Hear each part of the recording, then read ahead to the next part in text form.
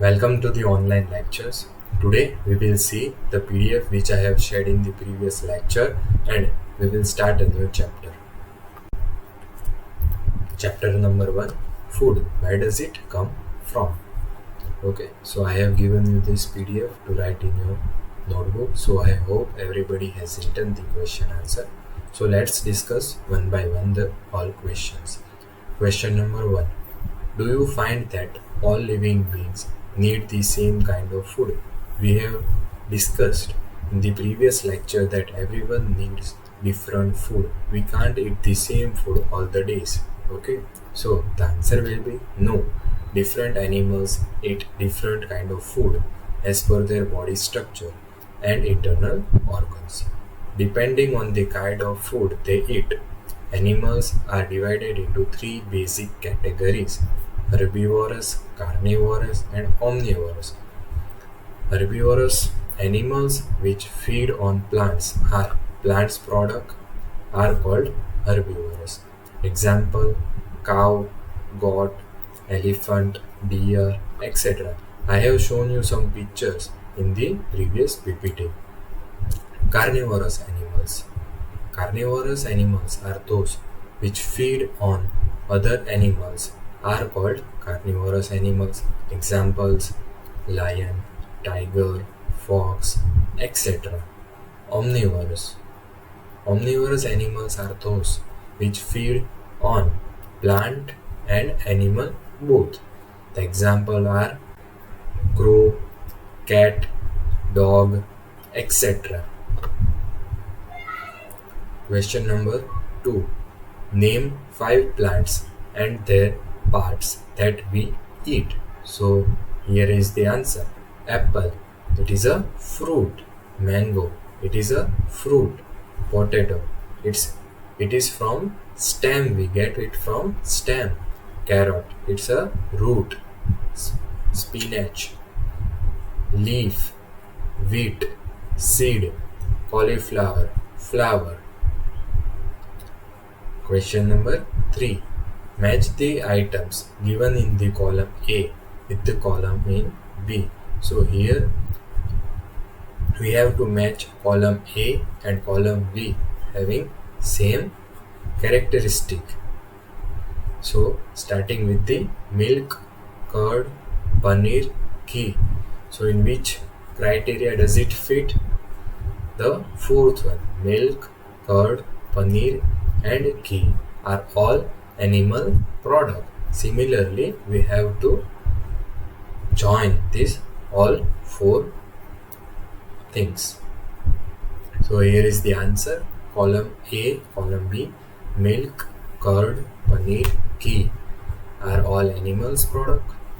Spinach, cauliflower, carrot are vegetables. Lions and tigers eat other animals. Herbivorous eat plants and plant products. Question number 4. Fill up the blanks with the words given. So the given words are herbivore, plant, milk, sugarcane, carnivore. Okay.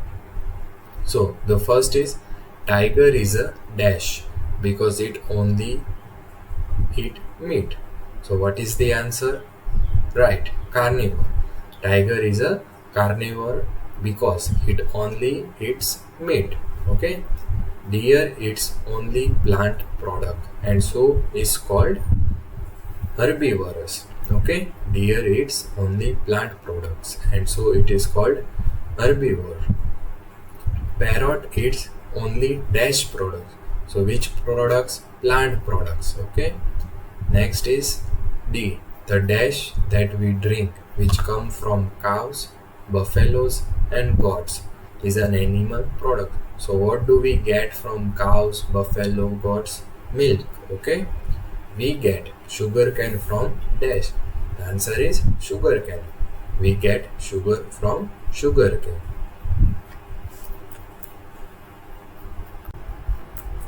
So now let's start our new chapter, components of food. So begin with the introduction. In chapter 1, we made list of the food items that we eat. We did it, right?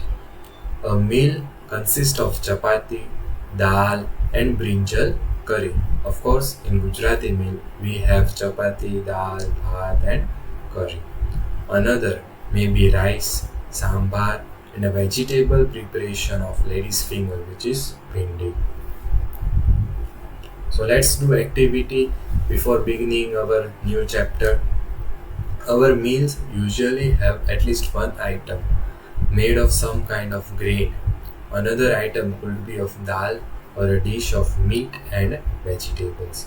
It may also include items like curd, buttermilk, and pickles, right? Our meal consists of dal, one dish of grain, or a dish of meat and vegetables, and a complementary item like curd, buttermilk, and pickles are also seen.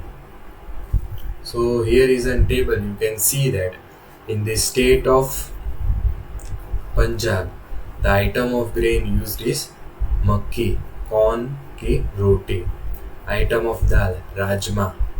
Vegetable, sarson da saag, mustard leaf curry.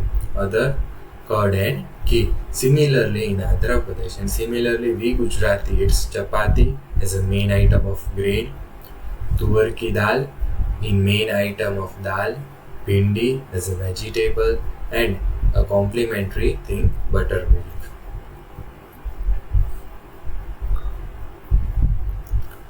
Sometimes we may not really have all the varieties in our meal.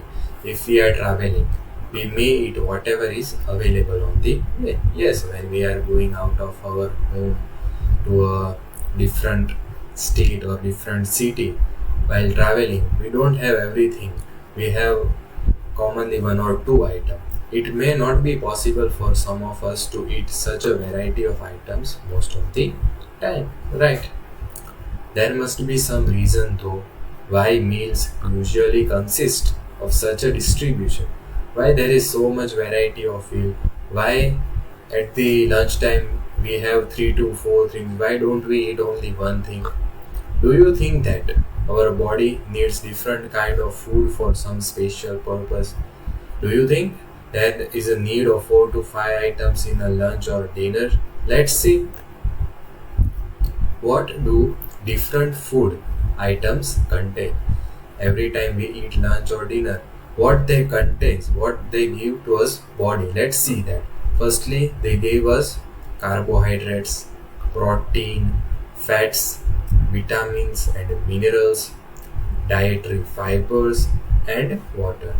Let's see once again what we get from the food item: carbohydrates, proteins, fats, vitamins and minerals, dietary fibers, and water.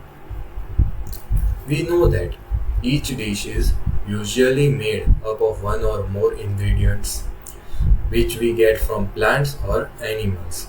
These ingredients contain some components that are needed by our body. These components are called nutrition.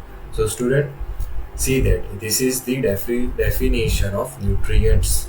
Okay, we know that each dish is usually made up of one or more ingredients which we get from plants or animals, right? We have seen that in first chapter. These ingredients contain some component that are needed by our body.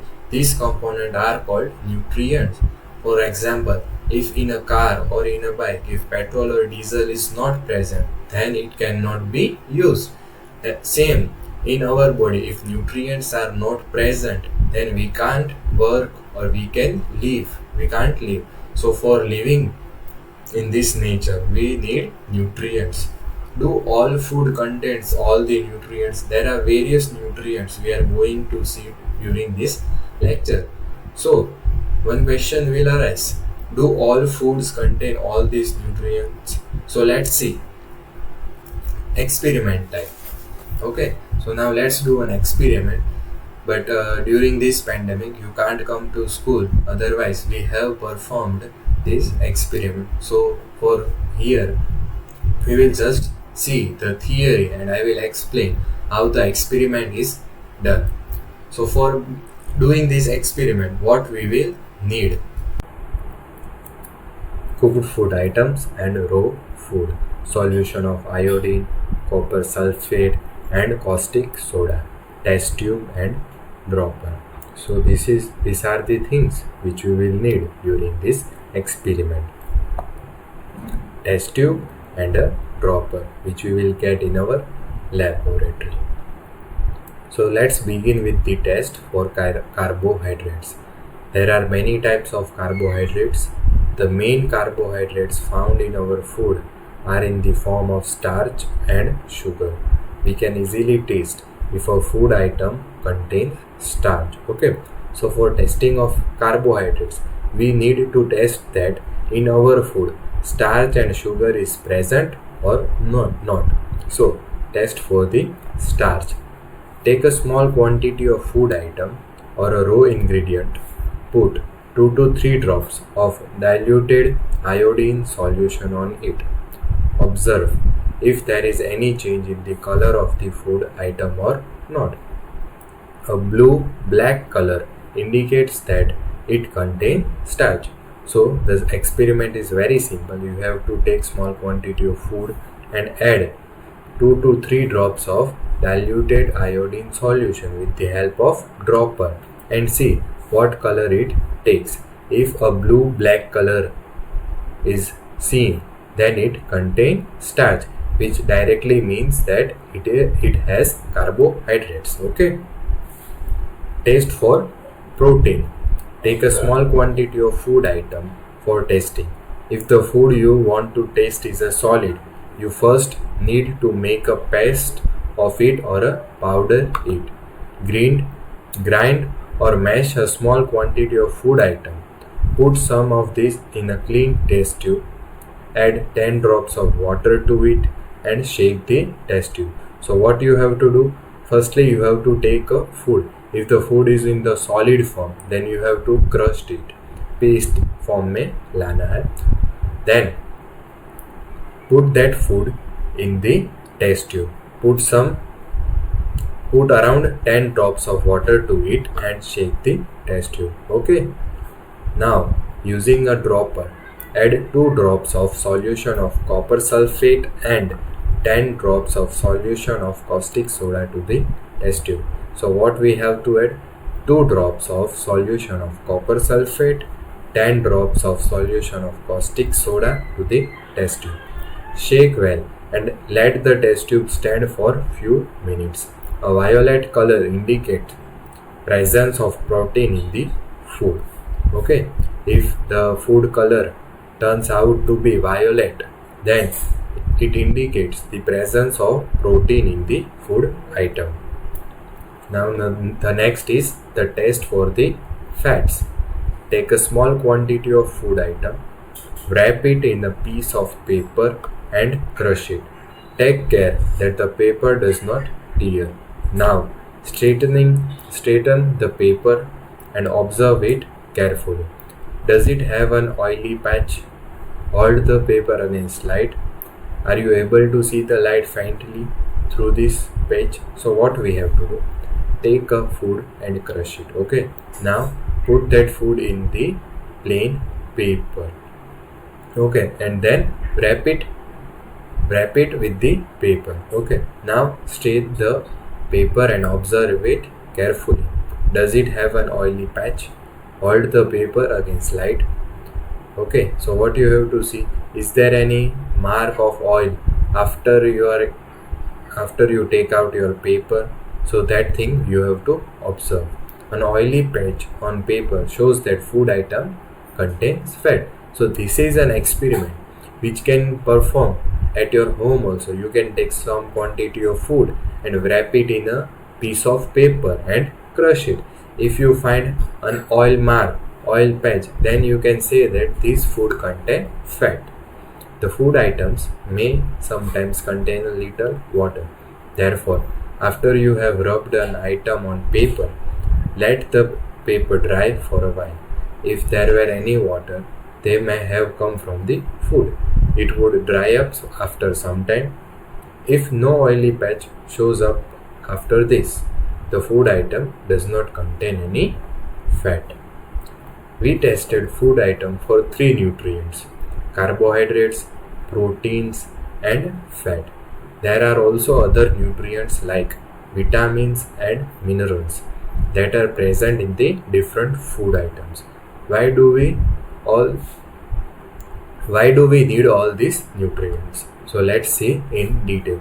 Here are some pictures which show, see, some source of carbohydrates: rice, wheat, bajra, sweet potato, sugarcane, papaya, melon, mango, maize. These are the some source of carbohydrates. So if your body needs carbohydrates, you can eat these products.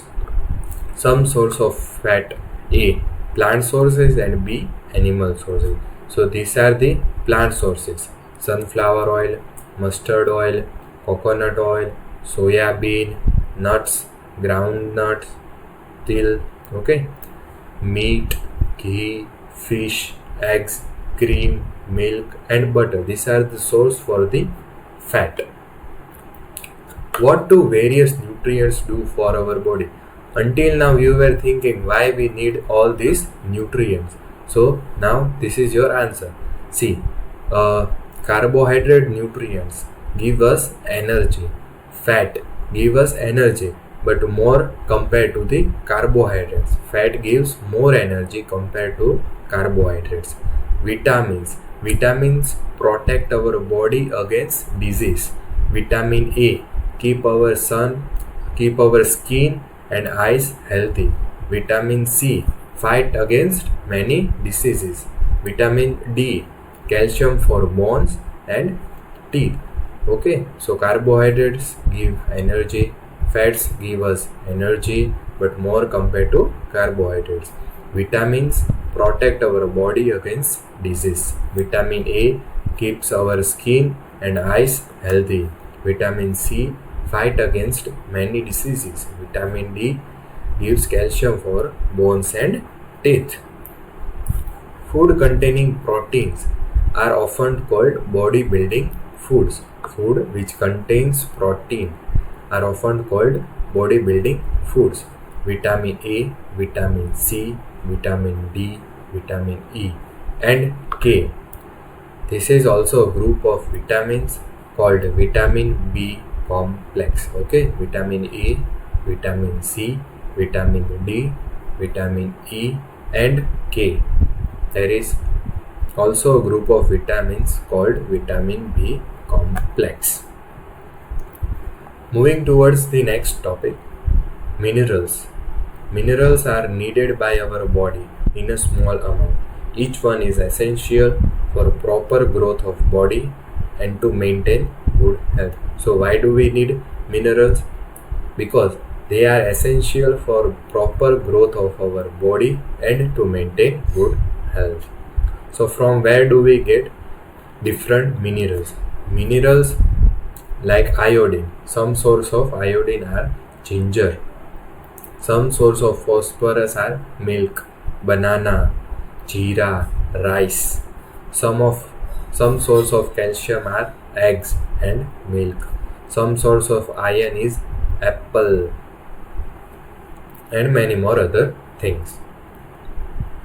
Beside these nutrients, our body needs dietary fibers and water.